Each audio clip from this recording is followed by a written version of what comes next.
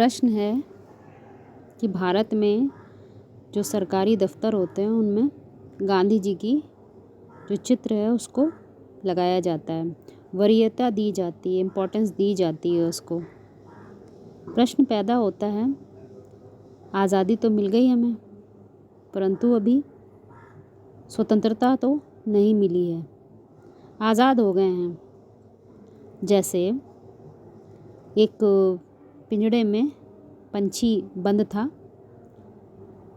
उस पिंजड़े से में उसे कैद करा गया था और उसके पैर को एक डोरी से बांध भी दिया गया था।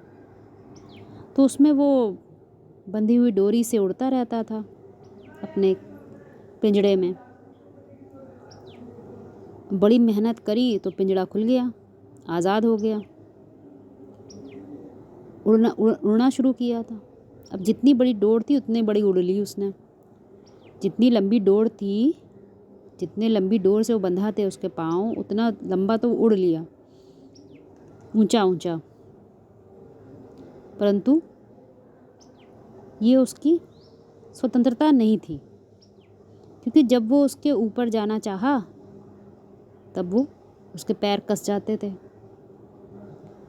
इसीलिए आध्यात्म स्वतंत्रता की बात करता है और आम आदमी सिर्फ आज़ादी की बात करता है।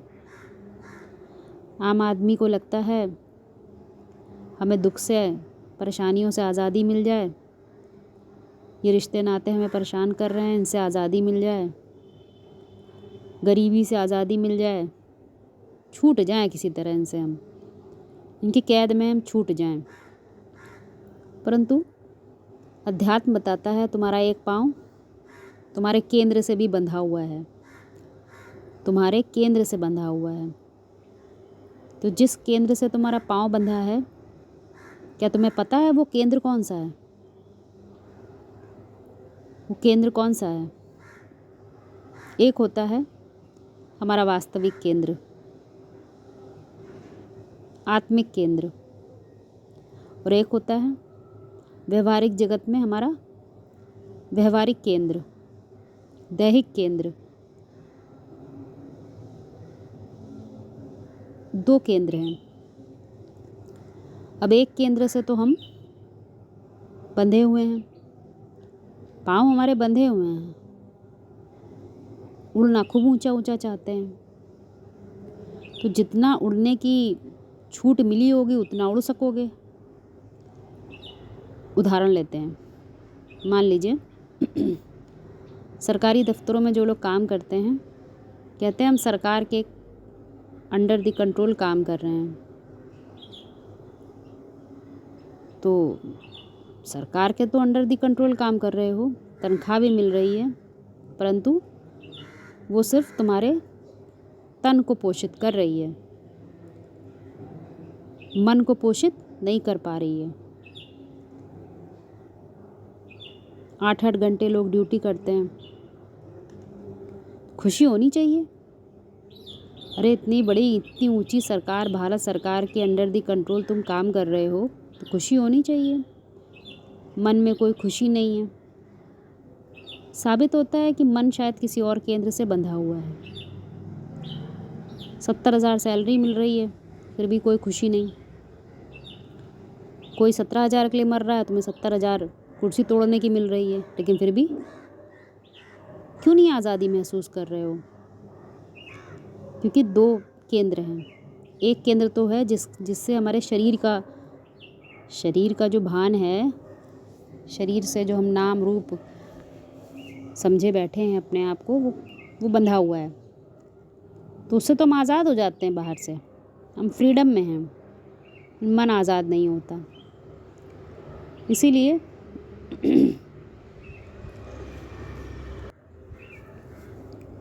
मन की दो अवस्थाएं बताई गई हैं, एक अधोमुखी अवस्था है, एक ऊर्ध्वमुखी अवस्था है। अधोमुखी मन कार्य करता है तो हमारा जो केंद्र है, हमारा जो बुद्धि रूपी पाँव है, वो किससे बंधा है? देवभान से, हमारे नाम रूप से बंधा हुआ है।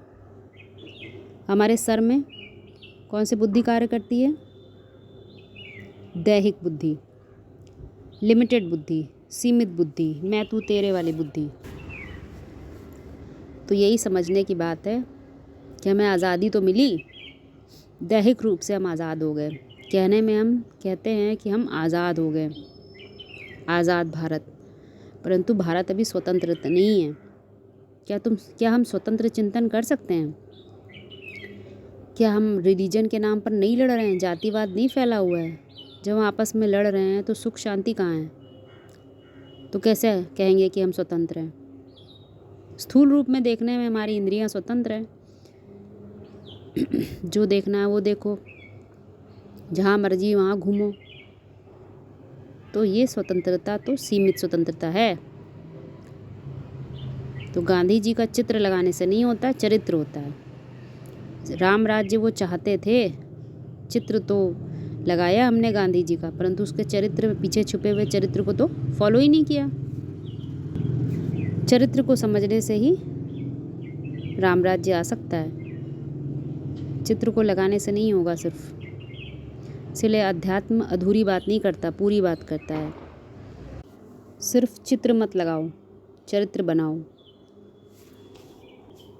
बात आती है कि ड्रामे प्लान अनुसार क्या क्यों होता है, कैसे हो जाता है। ड्रामा प्लान अनुसार जैसे ही बात आनी चाहिए वैसे हमारी बुद्धि सृष्टि चक्र पे चली जानी चाहिए। वो सृष्टि चक्र कहता है कि सतो प्रधान जो अवस्था है वो एक बार तमो प्रधान ज़रूर बननी है, लेकिन हमारे हाथ में केवल एक चीज़ है। हम जितना लंबे समय तक सतो प्रधान बने रहें, हम उतने तमो प्रधानता हमारे अंदर जल्दी नहीं आएगी। जितने लंबे समय तक सतो प्रधान बनने की हमारे अंदर प्रैक्टिस होती जाएगी, उतना हम तमो प्रधान कम बनेंगे। यदि बनेंगे भी तो उसका ज़्यादा प्रभाव हमारे ऊपर नहीं पड़ेगा। अंधकार में भी हमारा दिया टिमटिमाता रहेगा। तो ये बात समझने की है कि ड्रामा प्लान अनुसार ही हर कार्य होता है। हमें देखना चाहिए कि दुनिया में आज जो कुछ भी हो रहा है वो ऐसे ही नहीं हो रहा है, वो हमारे मानसिक स्तर से जुड़ा हुआ है। क्योंकि जैसे आम आदमी जैसे विचार होते हैं वैसे ही धीमे धीमे वो चित्र चरित्र बना देता है। हम कहेंगे कि हम भारत में रहने वाले हैं तो बहुत ज़्यादा भारत के प्रति श्रद्धा है कि तो भारत का माता का तस्वीर बना दिया हमने। तो ये चित्र की बात तो नहीं है, अध्यात्म चरित्र की बात है। कहाँ ढूंढेंगे भारत माता? हम ढूंढते नहीं मिलेगा हमको। तो ड्रामा हमें ये बात समझाने के लिए कि हमारा अपना व्यक्तित्व कैसे खो जाता है, वास्तविकता कैसे खो जाती है, ये बात समझाने के लिए ड्रामा में वो घटनाएं घटती रहती हैं, जिसको देखकर हमें याद आता रहे कि हम कहाँ हैं, किस स्थिति में हैं और हमें किस स्थिति में पहुंचना है। ये बात हम समझ सकें, इसलिए सब कुछ ड्रामा प्लान अनुसार होता है। क्योंकि ड्रामा हमेशा हीरो को हीरो बनाने में लगा रहता है। ड्रामा हमेशा हीरो को, क्योंकि हीरो एक बार क्या बन जाता है ड्रामा में, आप कोई पिक्चर देखते हैं उसमें भी देखते होंगे कि एक हीरो होता है, जो मेन हीरो होता है वो शुरुआत में बिल्कुल जीरो दिखाते हैं उसको। बेचारा कोई नहीं जानता कि ये हीरो होगा और अंत में वही हीरो साबित हो जाता है। पहले जीरो होता है फिर हीरो साबित हो जाता है। लेकिन उसके पीछे, उसके जो बीच में पूरा कार्यक्रम चलता है, पूरा ड्रामा चलता है, वो कैसा होता है? जैसे लगता है कि सब कुछ, सारी पटकथा हीरो के आसपास चल रही है, हीरो को ही ऊपर उठाने में लगी हुई है, सारी परेशानियां हीरो को ही आती हैं। तो ऐसे ही यहाँ पर भी है। जब हमें जो विशेष आत्माएं होती हैं वो दुनिया को अपनी नज़र से देखती हैं, समझती हैं कि कोई कुछ भी हो रहा है दुनिया में, वो सब से हमें कुछ प्रेरणा लेनी चाहिए, समझना चाहिए कि क्या हो रहा है। खोखली प्रेरणा की बात नहीं कर रहे हैं यहाँ पर, एक तर्क सहित सोचना चाहिए कि भारत आज, इस भारत में चित्र बनाते हैं, जैसे जो चित्र बनाते हैं गांधी जी का, तो वो क्या दिखा रहे हैं कि गांधी जी का चित्र देखो कि उनका जो लक्ष्य था वो देखो। उनका लक्ष्य तो राम राज्य था, मरते समय में भी उन्होंने नाम भी क्या लिया, हे राम। उन्होंने चरित्र की बात की थी, चित्र की बात नहीं की थी। क्योंकि अभी हमारी बुद्धि में अधोमुखी चेतना है, तो हम दुनिया में ही लगे रहते हैं, जगत में ही लगे रहते हैं, तो बात समझ नहीं पाते हैं।